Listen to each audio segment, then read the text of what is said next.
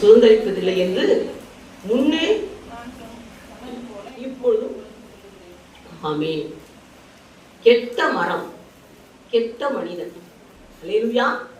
கெட்ட மனிதன் யார்? கெட்ட மரம் என்பது யாரு? மாமிசத்தின் கிரிகள் வெளியரங்கமாய் இருக்குது. கெட்ட மரம், இப்போ மரத்திலிருந்து கனி வருகிறது. அந்த கனிகளை வைத்த அந்த மரம், இது மாமரம், இது பலாமரம். அதே போல ஒவ்வொரு மனுஷனுடைய கெட்டவன் நல்லவன் என்பது எப்படி நாம் வகையறுக்க வேண்டும் என்று சொன்னால், அவருடைய கிரிகள் வெளியரங்கமாய், கெட்ட மனுஷனுடைய கிரிகளை வெளியரங்கமாய் அவருடைய பார்வைக்கு வெளிப்படையாக தெரிகிறது.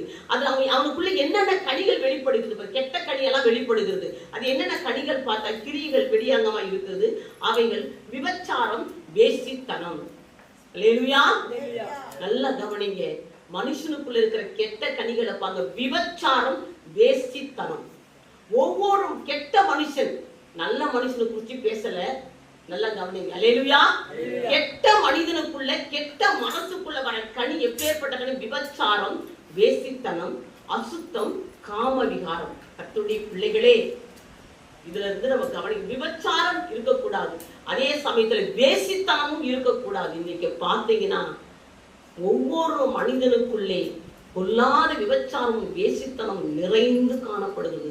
இளம் பிரயாயத்திலே முதிர்ந்த வயது வரைக்கும், வயசாயிடுச்சுன்னு சொல்லிட்டு நான் கிழவன் நினைக்க கூடாது, அவர்களுக்குள்ளே அந்த ஆவி நிறைந்திருக்கிறது.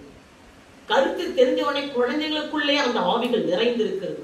கணவன், அழகான கணவன் இருப்பார்கள், மனைவி, நல்ல மனைவிகள் இருப்பார்கள். அல்லேலூயா. ஆனா பொல்லாதவர்கள், கணவன் இருக்க, மனைவி இருக்க, விபச்சாரம், வேசித்தனம் நிறைந்திருக்கிறது. எடுத்த உடனே அடிக்கிறார் ஒரு அடி. விபச்சாரம், வேசித்தனம். அல்லேலூயா. அசுத்தம், காம விகாரம். அசுத்தம் இருக்கக்கூடாது. மனிதனுக்குள்ள பயங்கர அசுத்தம், காம விகாரம், பிசாஸ், அசுத்த ஆவி. அடுத்த பாருங்க, காம விகாரம்.